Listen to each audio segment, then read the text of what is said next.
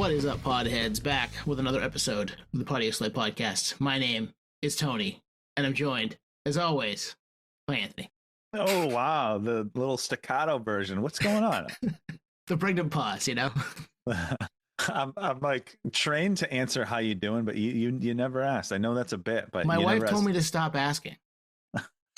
I know how you're doing. We just talked for 5 minutes. I know. You're doing well. We're talking about bands and music. Yeah, just well. Talking about bands, talking about music, doing what we do, a week-to-week basis. Lots of interviews, lots of album deep dives, lots of prompts back there. So go check that stuff out if you haven't before, if you're new to us. And we had Sonia of Weekend Friends this week. We're really excited for the record that drops this Friday.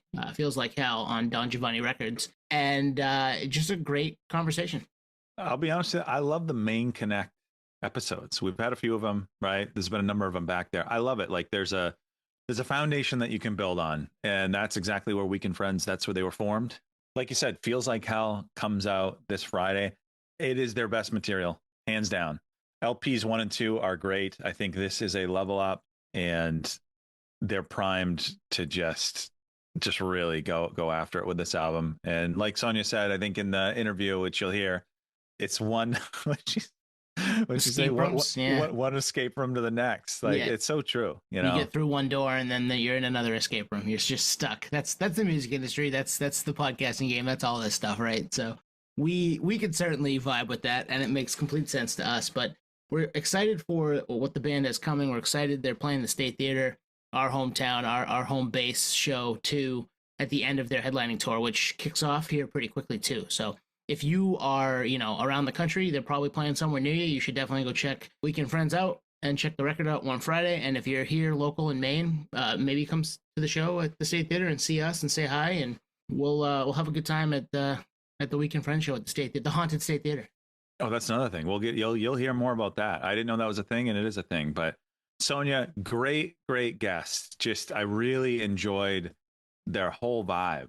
Like Sonia was awesome. We'd never met, even being local. We'd never met Sonia, and we really enjoyed the conversation. So Sonia, if you're listening, let's do it again. Like let's have you on again. Oh yeah, we'll do it at the end of the tour. Maybe backstage at the show. Who knows? That'd be fun. So all right, let's get into it. Our conversation with Sonia of Weekend Friends right now. All right, Sonia from Weekend Friends. In Portland, Maine today, or? Yeah, I'm here in Portland. Nice. Well, welcome to the show.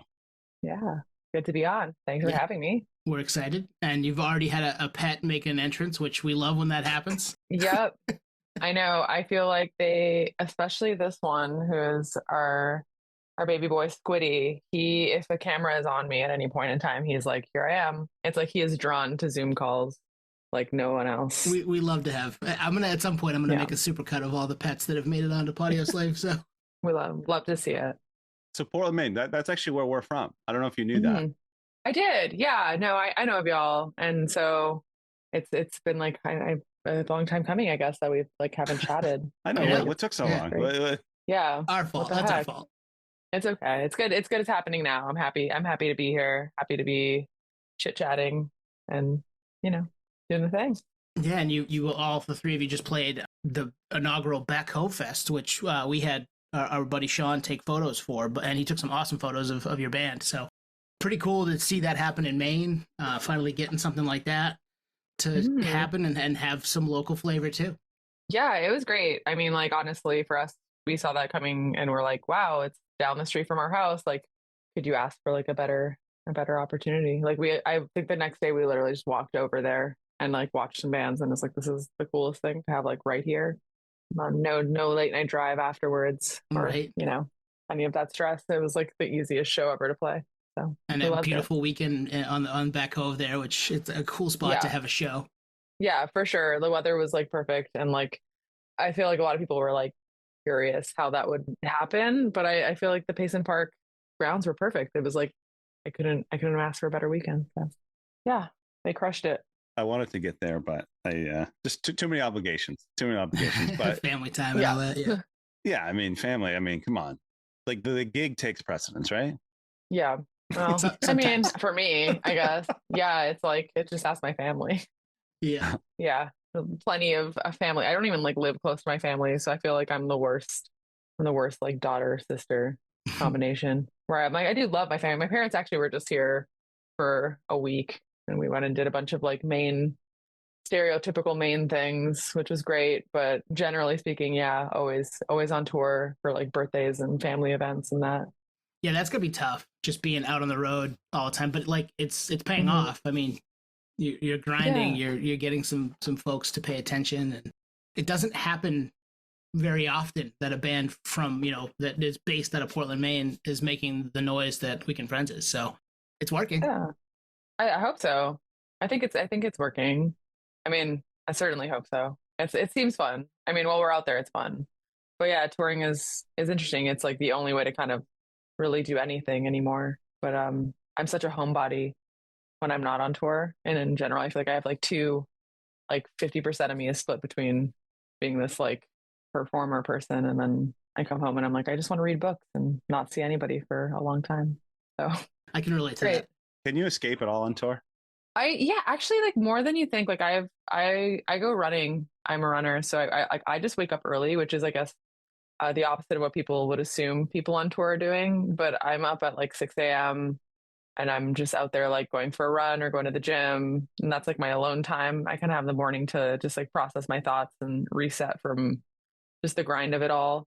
And then I guess the nice thing is like Annie and I are married, so I get to tour with my partner, which is very special and awesome. Like that we have like a really strong working relationship in that respect. And so I feel like as a band this size, like you'd always be sharing a hotel room. So the fact that like we just get our own room is like a nice reset of like little home base, like do, some nice like relaxing, just like ritualistic type things to like reset yourself to be in a van with, a bunch of sweaty people carting yourself across the country every day. Yeah. Well, and you're right. You get to go home at the end of the day, even if you're on tour, which is pretty cool because that not a lot of people get to. It's like, oh, I'm stuck with you for 6 weeks or whatever it is. But I actually want to be stuck with you. I picked that, so that's cool. Yeah, it's pretty nice because I don't know otherwise how I would do it. Like, I mean, I was on a tour as crew last year, and it was like a sleeper vehicle, like a bus tour, and that was my first experience with that. Like, because Weekend Friends, we've always just been a band at this point, very much a band. And it was interesting to like sort of never have personal space, like except for your like tiny little coffin bunk. And then you're just like in there, like, this is the only time I get to be alone. And yeah, for me, that was a lot. I did it and I'll do it again, but it was definitely like an interesting practice of patience and a practice of like, how do I operate with this constant social bombardment? And then also, how do I sleep in this tiny little confined space? But yeah, I've seen like YouTube tours, like bands give tours of their band, and I'm like, I don't know how you do that. A lot of them have like the layered, kind of sleep quarters, and it's like almost like a little alley. A little capsule. Yeah, it's a vibe.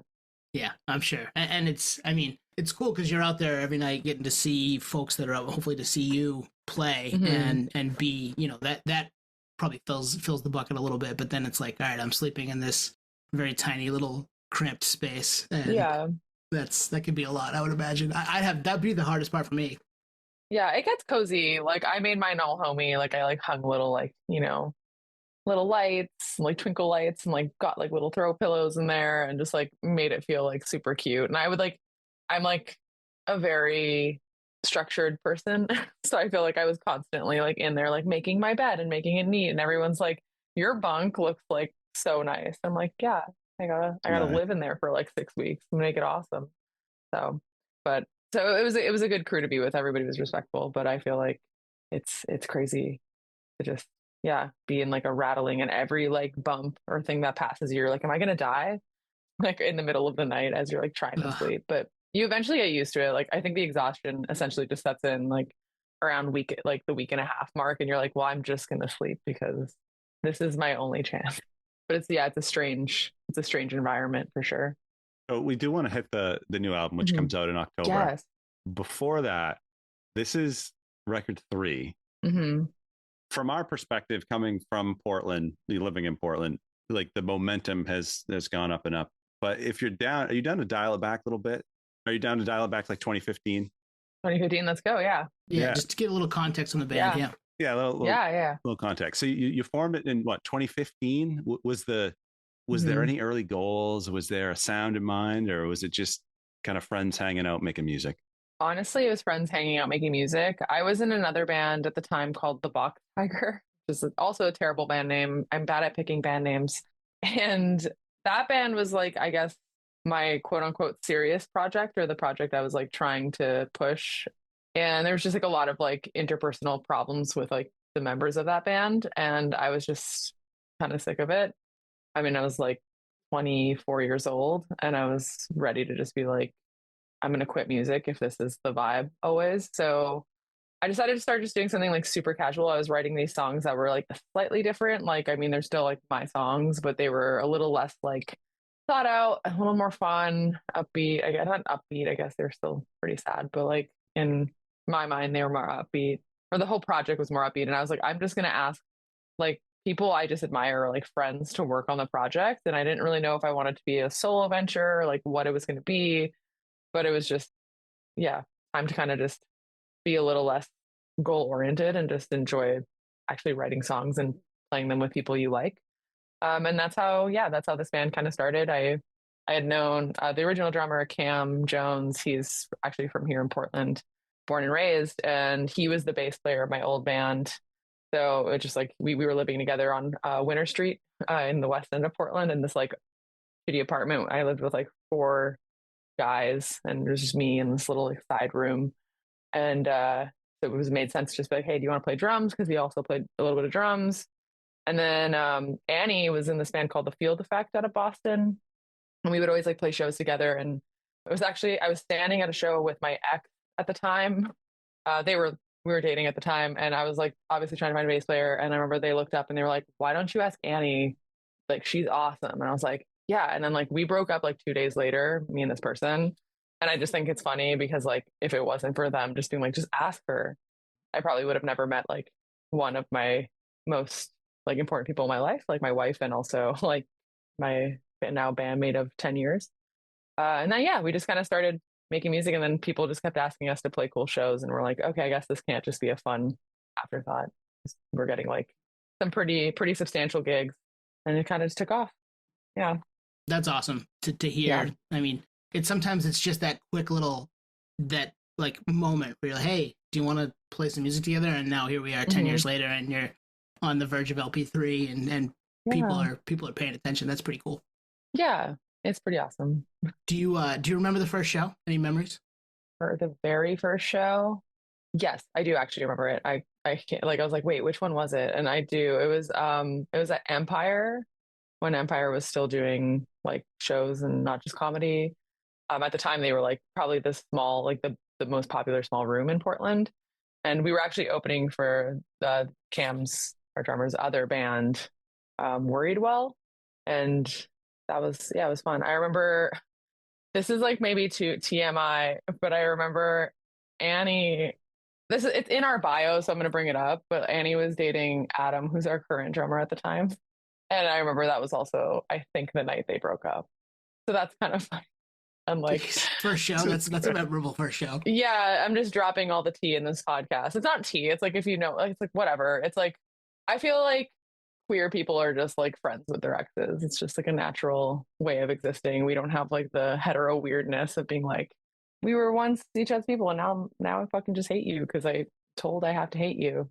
So yeah, we're all friends. And now Adam, who was also at the show, just attending as then boyfriend, soon to be ex-boyfriend, and then sort of, fast forward, now our drummer, and we're all friends, and it's great. And it's kind of weird that was at the first show. Now that I'm thinking back at it, I'm jealous of that dynamic where you can still be friends, because you're right, it does not work that way. Yeah, I mean, we get on each other's nerves for other reasons because we're in a band together, so it's like natural to like just be annoyed with each other, the natural annoying things. But yeah, we're all pals. How was the gig itself? Did you have music out at that point, or? I do not think we had anything out. We might have had a single out. It was like, there were people there. It wasn't like super well attended. Yeah, it was fine. I do remember a little bit about it. But yeah, it wasn't like a packed house or anything by any means. As I'm curious, as momentum kind of builds, was there Mhm. was there like a turning point, or was it an album where you were like, hey, people actually, people are here for us. People are singing along. Yeah, I mean, it's hard because I think how I've like come to start to understand music and like quote unquote success in the music industry or like making music your career, or I think it goes for like any sort of artistic venture. It just feels like an escape room that just escapes to another escape room, if that makes any sense. So Yes. Oh it's my like, goodness, that is the best thing I've ever heard on this It's the podcast. best one. Yeah. Hands down. Thank you right. for that. And I just feel like no matter where we get, like it's sometimes hard to feel like understand like where was like a turning point. But like I mean, I think artistically it's easier for me to see it. Like I think this record's very strong, and I know it's our best record yet. I know everybody says that about their new record, but if that feels like very obvious. But as far as like eyes on the band and like success goes, I feel like you're always just kind of getting to the next point where you're like, well, now we need more of it, or now we need to go to the next level. And so I don't know. I think 2018, like obviously when we released our first record, there was like, it was our first like actual full length record. So there was like that feeling of like we did this thing. It's now being, put out there into the world. And, we went to like Europe for the first time, and like we started getting on like support tours that felt like substantial. So that was like really nice. And the pandemic happened. So I don't know. That kind of set a reset to everything. Totally. Yeah. Yeah. And you started as a band in a time when like being a full-time band and only a full-time band and not working another job was starting to phase out, and the pandemic I think quickened that. We now have all kinds of bands that are doing it on their terms, where they're working but they're also like, we're playing gigs on the weekend, we're putting records together in our free time and putting that stuff out, and then taking time off of work to tour. That wasn't really the case in like 2005, but now it's very much the case, which I think it's a good thing and a bad thing, because like obviously the money should be better, right? But at the same time, you're allowed to create still and still, have your work life and be able to do all of this still. Yeah, totally. And I mean, like we're all in that boat. I mean, Annie is a studio engineer, so she's recorded all of our records. Like she's in the studio right now. Like that's her job. She records and produces and engineers for bands. Adam is like, he's like a tech, so he does like repairs on instruments and stuff. And like, I've been here working. I work with the State Theater in Portland. Worked part time for them for like 11 years now, and then I work full time. I'm the marketing manager at Portland House Music, which is an interesting thing because I'll like do that remotely from the road as well. So like I have to like be the person who wakes up at 6 a.m. so that I can also like do my full time job from the road. But I love being in a state of constantly, juggling too much. Personally, I feel like I function better when I have like 100 things going on. When things get too quiet, I'm like, what's wrong? I have like no idea. Yeah, I should be doing something. I don't know what day it is. I'm like, yeah, like what fucking day is it? I don't even know. But if I'm busy, I'm on top of it. So that escape room, like I will use that forever. Yeah, it's great. Is there pressure that comes with that? So with the new record, when you started to, write and hey, now it's the time for the next release. Is there pressure now that there's a fan base, now that you're, bigger than ever? Yeah, I mean, I think releasing a new record always comes with like a set of like, pressures and anxiety. But I'm more so excited. Like, I think when you just go in and create something that you're like, we crushed it, this feels great, then I'm at a point where I'm just happy to be doing it. We have like management and the label and people, and like we have calls every week, and there's always like these like strategies. And I think of it less as like, strategizing and more of just like this like creative like think tank. Like, how do we now in a creative way share this like amazing thing we made with people who want to experience it? And I think that keeps me sane, because I think it can get very, just competitive and weird, and especially with like TikTok and Instagram and numbers and Spotify. It's like, you're not making money. You have to work like 2 other jobs. But at the same time, it's like the value of like what success is measured by, it seems like lately has been like how many views, like how many just like thoughtless views, like a piece of content gets on the internet. And I don't know. I just don't feel like I want to have that metric control like my anxiety or like my worth when it comes to being an artist and my music. So I'm not. I'm just here Good. Yeah. playing the shows, doing the shit. I mean, like we'll make the content, we'll share it. We'll share it. Again, it's like it's a tool to be creatively sharing what you've worked on, but it shouldn't like run what you feel like is valuable about yourself.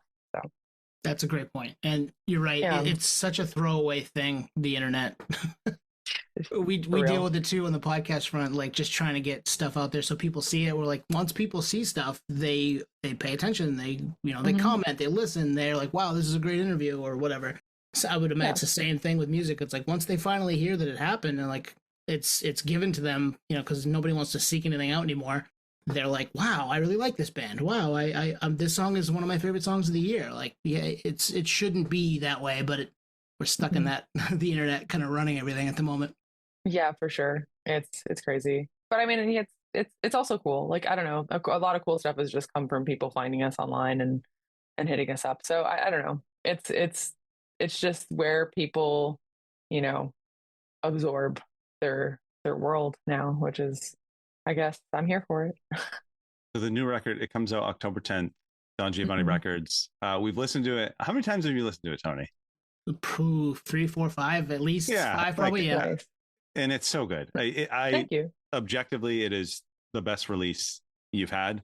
And it's tough I hate like comparing, but it feels just like a level up in all regards. We have definitely some standout tracks, which I'm sure we'll hit, but I saw in the press release, and you said it earlier, that like this is your favorite. And I can totally see why. I don't know if there's a confidence there or experience or what it is, but it's just dialed in. Oh, thank you so much. That's like very kind. I mean, like, yeah, that's like the best thing someone could say. I feel like I'm like, just shred the old records. Fuck them. Like when people are like, I don't want to like compare. I'm just like, throw them in the trash. Fine. I'm over it. I don't want to see them anymore. I like don't want to play those songs. No, not into. I mean, I don't know. I could like be done with Quitter right now. Our middle record. I've found a newfound love again for our first record, Common Law. So I feel like it just, yeah. I'm like my own biggest critic too. I mean, I've always thought like I would have been, if I was like an actor, I'd be one of those people who like never watches the things they actually do. But like with music, because you play live, you like have to kind of keep reliving the work. It's like less like just, existing as its own thing. But yeah, I think it is a level up, if that makes sense. I feel like I'm just a level up as a human being. So it's nice to have that just be reflected in art. I feel like I just got my like life really together in a lot of ways. And then I was like, okay, I'm ready to make this record now after like 3 years of like shitty writer's block, to be realistic. So yeah. Well, yeah, like Anthony said, we've listened to it a ton in prep to talk to you, and it's awesome. Like it's catchy. It's got some heaviness to it. I relate to so many different things that you're saying, and front to back. Like there's nothing to skip. Like it's just really good. There's no filler. Like we're huge fans. Oh hell yeah! Thank you. Yeah, all killer, no filler. Exactly. That was like a Sum 41 record. I don't know. I'm Canadian. Yeah. I'm Canadian. I should know this. Yeah, I do know this. Yeah, they're from Ontario. I'm from Ontario. Nice. Yeah. Also a great record. But that's we're talking 25 years ago with that one. Oh geez, yeah, like way back. I was a baby. So Sonia, I texted Tony last night, and I won't say the song yet. I said, this is the best chorus I've heard this year. It is the best chorus. What song do you think I'm talking about? Oh geez, best chorus. I mean, God, I am trying to think. Is it Smoke and Mirrors? That's one of my favorites. Okay. It's not Smoke and Mirrors, but that's a standout. Is it best chorus would be like maybe like Nosebleed? I don't know. First half of the record. Is it one that's already out? No. Okay.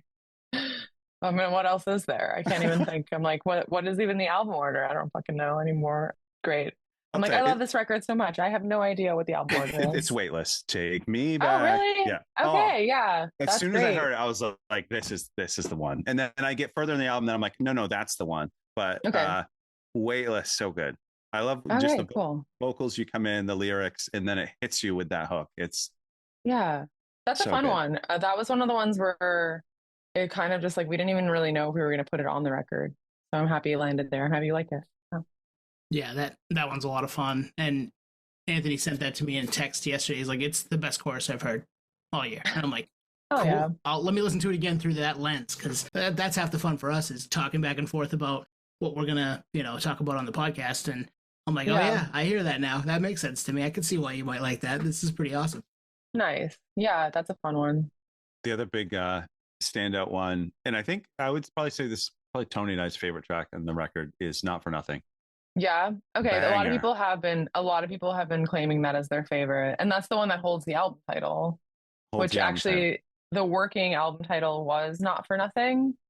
And then we were working on that song, and I was like, oh, Feels Like Hell. That's like a great album title, and kind of pulled that out of the song. So there's no song called Feels Like Hell, but Not For Nothing is the lyric is, feels like hell, but I like it.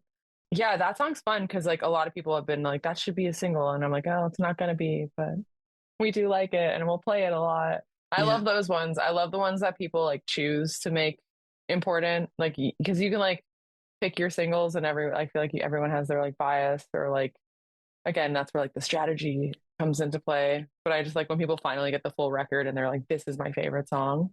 And that's definitely one that a few friends and people have been like, this is the one. So happy to hear it. We've heard that a bunch of times talking to bands in your position where the record isn't out yet, but it's almost here, and a couple of people have heard it and they're like, oh yeah, this is the one that resonates with me. And everybody's like, we just did this with Kerosene Heights. We thought Sync was one of the best songs on that record, and Chance was like, really? Like, I just didn't think that was going to happen, and a bunch of people have been saying that. So that's got to be kind of cool when you're creating music, not knowing what's going to hit with people, what's going to strike a chord. Yeah, it's definitely, you never know. And like, I'm happy on this record. There's no song I'm like, oh, this song. Like in records past, not gonna lie, I've had those songs where I'm just like, yeah, I wrote it, it's done, but would rather never think about it again. Which I sound like I do like our records, but it's like ones where I'm just like, I don't know about you. And then that's the one people are like, that's the one. I'm like, are you fucking kidding me? I'm like, no. And then we have to just play it every night. And it's fine. I mean, I do like all the songs. I'm being a little hyperbole on this, but I definitely feel like with this new record, there's like no song on it that I'm like, I don't know about that one. Don't really want to play that one live. It's like, no, I want to play like all of them. Like, it's gonna be hard to like figure out what old songs to even fit into the set, because I'm like, we're playing the whole record for sure. Nice.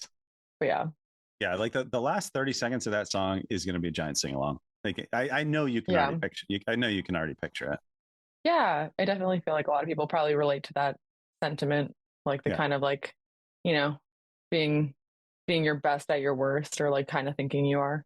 So as of this recording, NPC is out and Tough Luck is out, and you did Tough Luck at the State Theater. Yeah, that video we did at the theater, which was great because you like can't really tell. It's like funny, we filmed it at the State Theater, but there's no indication that we're in a big 1,800 capacity theater, historic theater. We're just using the space quite literally, but it's awesome. Like that's the State Theater is like a second home to me, so it made sense. We've got to film a video in there. Yeah, we grew up in that room, so I've been going for 2001 was my first show there. It was Rustic Overtones in the fall of 2001. And been going ever since, and just love that room. It's such a great place. Just it's our second home too, so we can vibe with that. Best of the best. Yeah, they're great people, and it's haunted. Really? Yeah. Tell us more. I mean, I guess maybe I've never. It's haunted enough for me when I've worked the box office during the day on my own that if the lights are off and no one is there, I like will walk across the street to go to the bathroom elsewhere. Oh wow! I don't know. I think there's something going on in there. Like there's the projection room is really spooky. If you've ever been up there, I don't know why you would have, but I don't know if anybody's side hustle is to be a projectionist or a lighting person. But it's really scary up there, and you definitely get like a very specific vibe of high strangeness. So yeah. It's okay though. Like I think the ghosts, as long as the ghosts like our band, I think we're okay. Yeah, right. I think I like the venue even more now. Yeah, that's actually who books the shows. It's not Lauren, it's just the ghosts. Nice. That's who ultimately chooses. Yeah.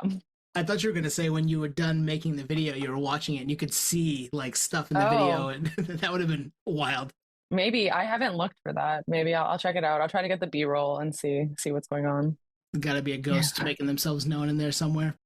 Yeah, we should do a Weekend Friends sleepover at the theater at night and just like film it as like a ghost, like those ghost hunter type shows. That would be awesome.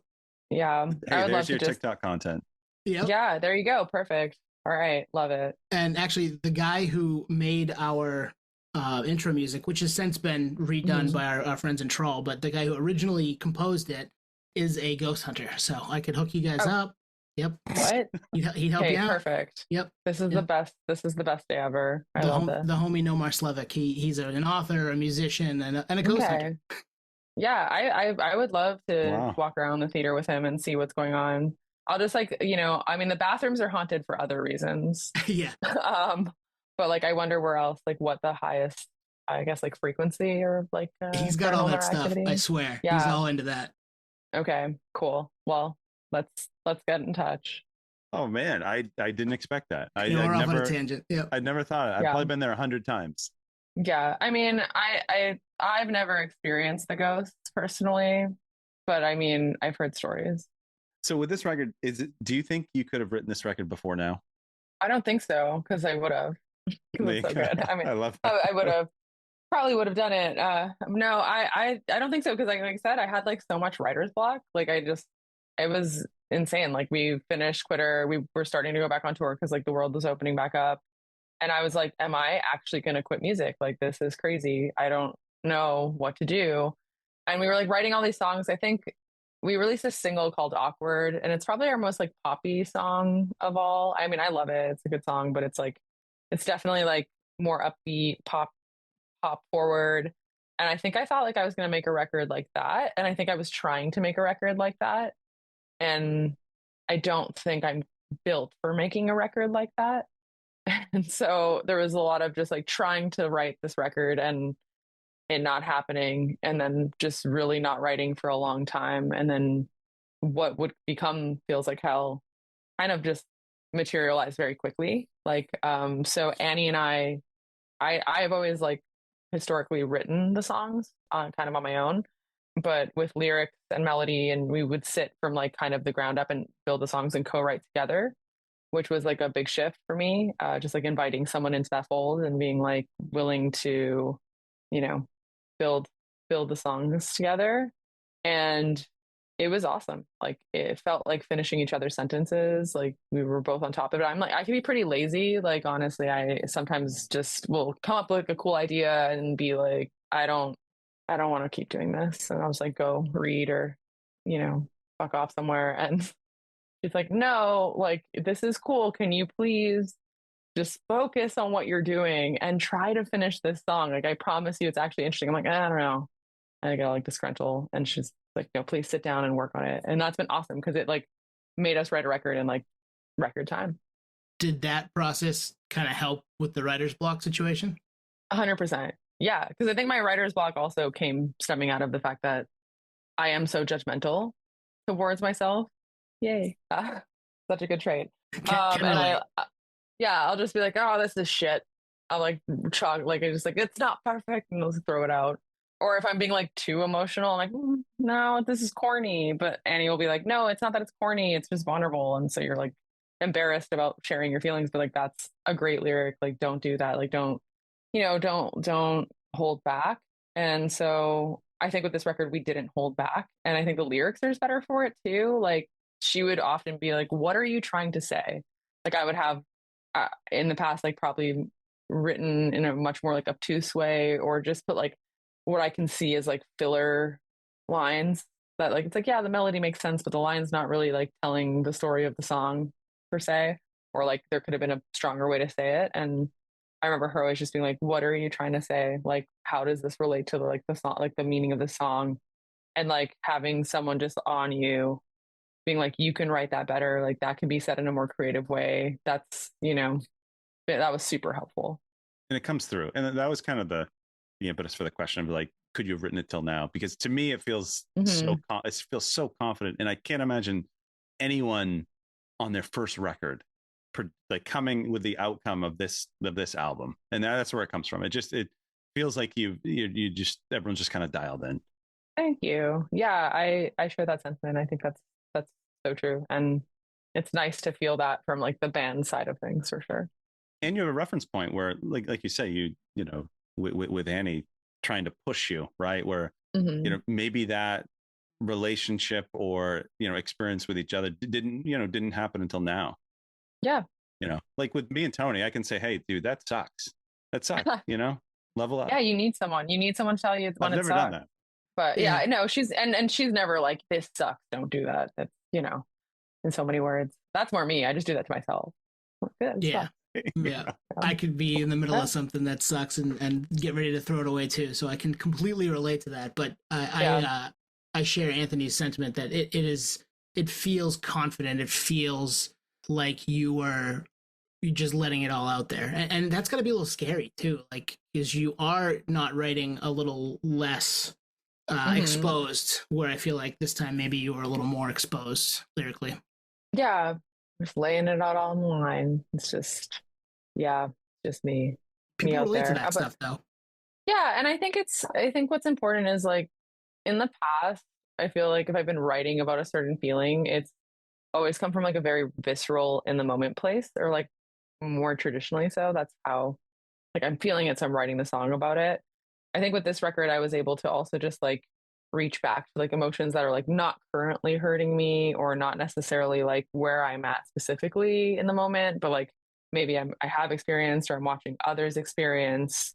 And so I think it was easier to just like kind of go there with certain songs because I'm also like past the emotion of them, which doesn't mean like, you know, I don't feel the song. I mean, I think how I described making this record in a lot of ways, it did feel a lot like acting in a way of like each song. I think I am the character of who is experiencing that song, like what that song's about.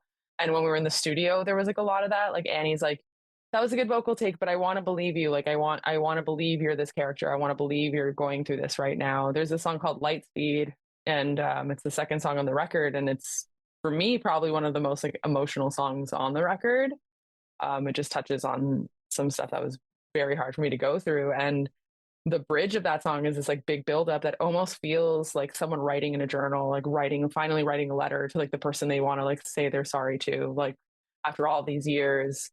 And I remember like we were kind of writing the lyrics to it on the spot in the studio. And it's this just like kind of meandering bridge.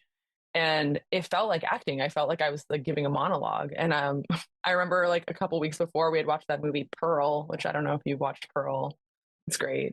Like Maya Goth, and she is Pearl. And there's a point where she's giving this like this insane monologue, and it is flawless. It is just like so good. And it's just like one take. The camera does not cut and she just sends it. And I'm like, I got a channel like that. Like just like that energy. Like just dive in and give that. And so yeah, I kind of went on a tangent there. I'm like talking about movies That's okay. now. But, no, we love that stuff. We love that but stuff. yeah, like just like digging into it like that was really fun. It just like felt like someone was saying action and then you were like the character, like when you're in the studio, which was, I think, a way and a tool for me to go to really emotional places without like having to hold back. Yeah. Lightspeed, that's the one that I never thought that'd be something that you needed. That's that one, right? Yeah, that's that. Yeah, that one. I love that chorus. I love the way the guitars hit too on it. Like, it starts a little kind of dreamy, and then it gets into that heaviness in the chorus. That is awesome. That's a very well crafted song. So you hit it. You nailed it. Thank you. I love that one. It means a lot to me. I like chatting with bands at this stage where the album's not out, but we're talking about the album and then it comes out, because obviously it gets people, you know, kind of hyped for the record. But this is kind of a companion to, you know, if people listen to this after the record comes out, you know, it's this kind of companion to the album. So thank you for digging into the songs, because we get all these questions.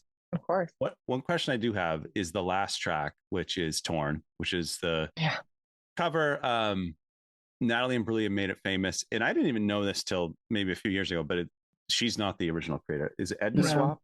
Yeah, And that song, and I don't even know if Tony knows this, but that song is like super special for me because it was when I was watching Natalie Imbriglia's cover of that song where I decided to name my daughter. Oh, I didn't know that. Yeah. And the song came on. We were just watching YouTube, and that song came on. I was like, Natalie, I love that name. And then we ended up naming my daughter Natalie. So That's awesome. Yeah, that song's great. I like definitely can like say that the music video was part of my queer awakening.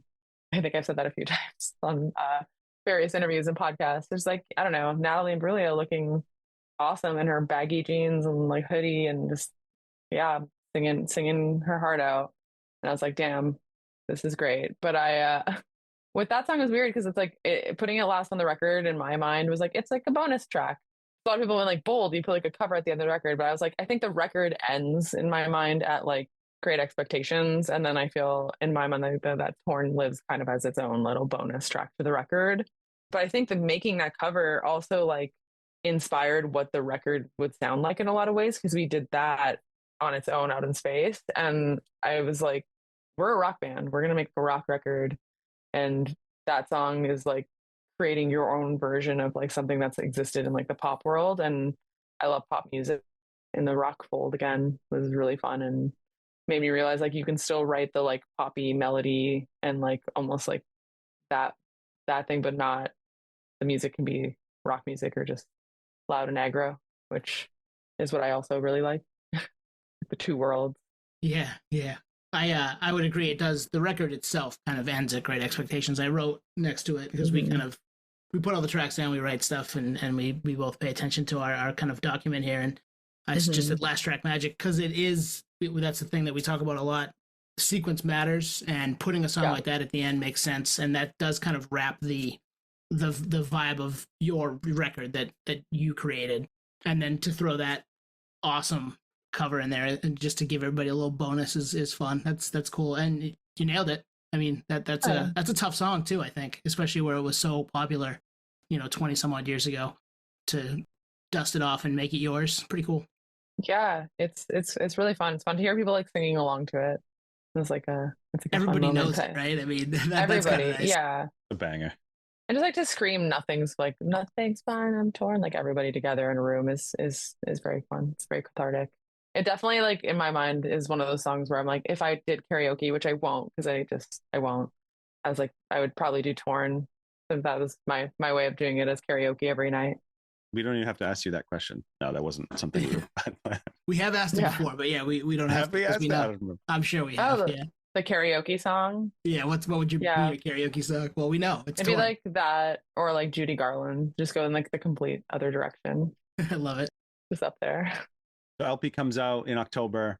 Headlining tour starts in mid-October. A lot of dates there. Rodeo Boys Nova 1. It sounds like you're excited to play these songs, which I can imagine. Are you going to play the full thing? I think you mentioned that. I mean, I think so, if we can. I mean, why not? Let's see. I mean, it's such a short record anyway. I feel like we could play the whole thing and still play all the hits. To say, or like 3 songs a night, and then the next night play 3 different songs. Be ready for all of it. Be ready for all of it. Like I'm a short song kind of gal. I don't know. I also grew up with like a lot of hardcore music, and I don't think songs should be more than like 4 minutes long at most. And so like I just kind of like the the pace of this record. It's like everything's really just, it's only like 30 minutes long. So I feel like we could play that and still play plenty of other music. So yeah, I'd be down to play the whole thing. And any other touring on the horizon that you can mention? I mean, it may not be too, but just we gotta ask.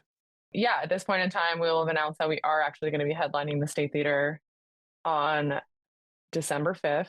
Nice. So it's like a couple weeks after the tour like wraps up. We're doing like a really special show over at the theater. It's our biggest headliner ever. If you're listening right now and it's October, you should really buy tickets, unless it's already sold out, which it won't be. It's like we just, yeah, we'll sell it out on one day. You never know. The ghosts will decide. So was this the grayed out date at the bottom there of the tour poster? Yeah, the grayed out last one there, that one, and then we pay attention. Yeah, I'm excited. It's gonna be a really fun one. With like it's such a big room to play, and like I said, it's like a second home. So yeah, it'll be good. It'll be good. We'll definitely be at that one. Yeah, I'm excited for that. Special guests is I finally reveal who the ghost is. Oh, perfect. I bring them out. Like, come on out. Well, they booked you, so that's how you got there. Yeah, that's how our band gets successful. I sign a deal with the ghost, who's also like a devil. Perfect. Yeah. Yeah, it's some occult shit at the Weekend Friends show. But no, that's not announced in this moment we're talking about it, but it will be in this moment of listening to this video. That's always fun. Yeah, we like to time travel on the Podioslave podcast because we were recording this, weeks before, but we wanted to make sure that it hits around when the record drops so people are paying attention a little better. So yeah, any predictions for what's happening as people are listening to this, even though we're not there yet? Future predictions? So what we're gonna do is do the intro later. So that we don't sound super dated, recording an intro in early September. Yeah, it's interesting because some of my favorite podcasts, like you can tell obviously that's how podcasts are done. It's like things are recorded ahead of time, and they'll like come out on days where like something like tragic has happened, and they're like it's this like happy like up like jokey podcast. I'm like, oof, like isn't like California on fire right now? I'm pretty sure they're all based in California. I hope they're okay. And then like weeks later they'll like talk about that because it's like how it all gets reported. But yeah, I wonder what future me is doing. Hello, future me.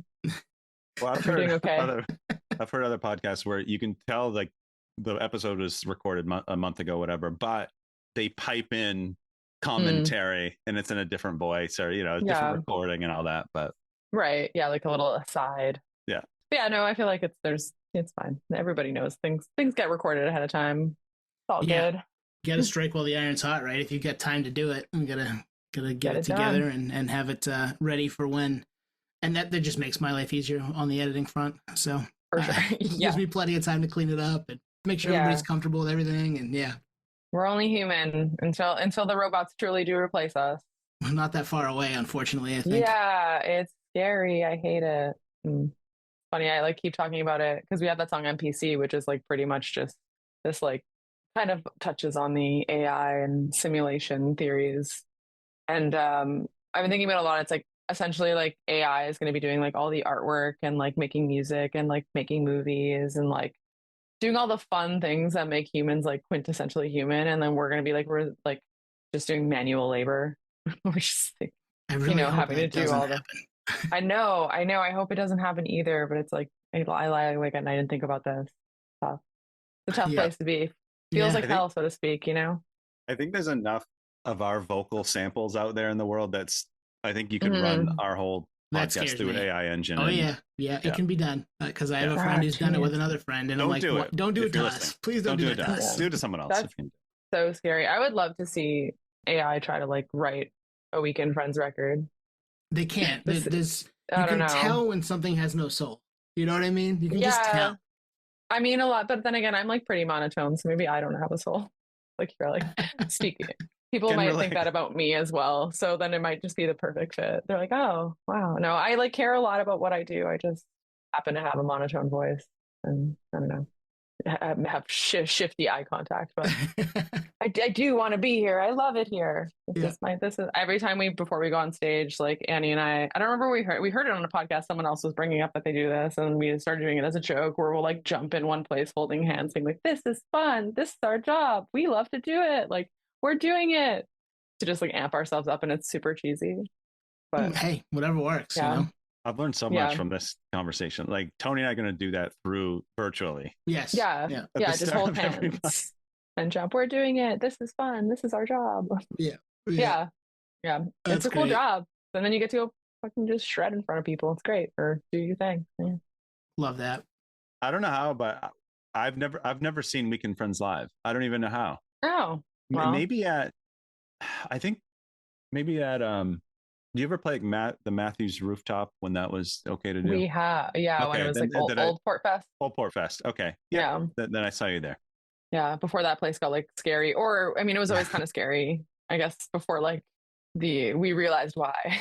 Yeah, I like how Matthews came up in conversation the other day. It's this like dive bar in Portland. And they used to have like the most gnarly, like hardcore shows there sometimes. It'd be like, just like brutal. And then like the 30 kids who went to go see the show. And then just like sitting by the bar is just the most like towny, salt of the earth type, like Mainer bub dudes just like drinking their beers. And it's just like the contrast of those two worlds is unbelievable. But yeah, RIP to that place, I guess. Or I'm not really Peace, I think guess. it's still open, but Peace. Yeah, Peace is probably good. Yeah. Yeah. No, yeah, like not really down to go there ever again. But it would have been there. And Yeah.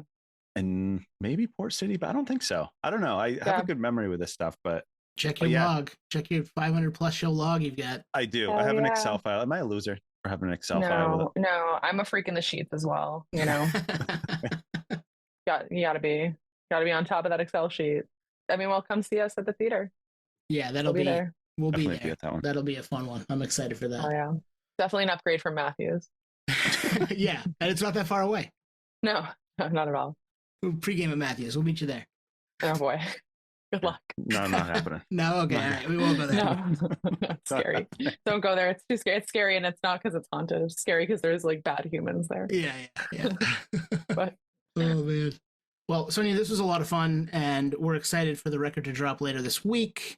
We're excited for the shows you have coming and all the stuff for Weekend Friends, in the rest of 2025 here. oh yeah, thank you so much. Like this was so awesome. Really nice to talk to both of you, and thank you so much for all the nice things you had to say about the record. I'm so excited for everybody to hear it. People are going to dig it. Yeah, they're going to be into it. I hope so. So good. So good. Well, thank you, Sonia. Thank you so much. You guys have a good day. Thank you for listening to Podioslave. We are at Podioslave on Twitter, Instagram, TikTok, all of the places that you can find us on social media. Facebook, Podioslave Podcast. YouTube, Podioslave Podcast there. Email us at podioslavepodcast@gmail.com. And hey, if you want to become a supporter, click on the link at the bottom of the episode and give us $1, give us $5. It keeps the lights on, keeps us going. We really appreciate that stuff. Thank you.